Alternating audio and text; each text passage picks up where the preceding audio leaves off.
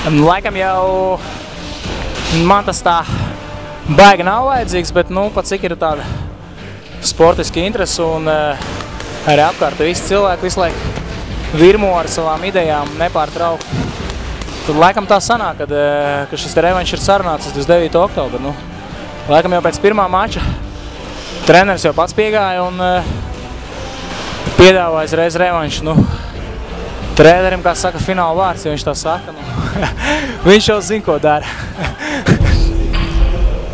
Lai viņš adekvātāks savās intervijās ir, kas viņam ir bijušas pagātnē un arī nākotnē.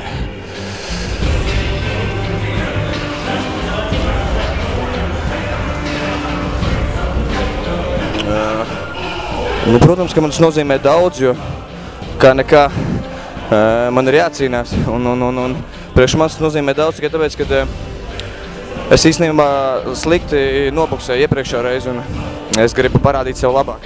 Tas ir viens, un otrs ir tas, ka man prieks, ka Ozols piekrita vai arī pareizāk, kā to teikt, nu tā kā izaicināja uz revanšu, uzdrīkstējās, jā, var arī tā teikt.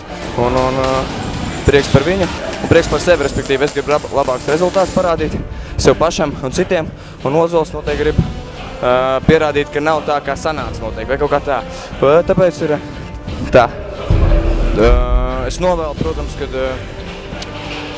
nedabūt nekādas traumas, jo tas ir tāds pats svarīgākais, par ko es šobrīd domāju, lai mēs varētu startēt abi un arī viņam izturību un lai nebūtu nekādas traumas treniņos, lai mēs varētu labi nobuksēt skaisti un skatām un tā.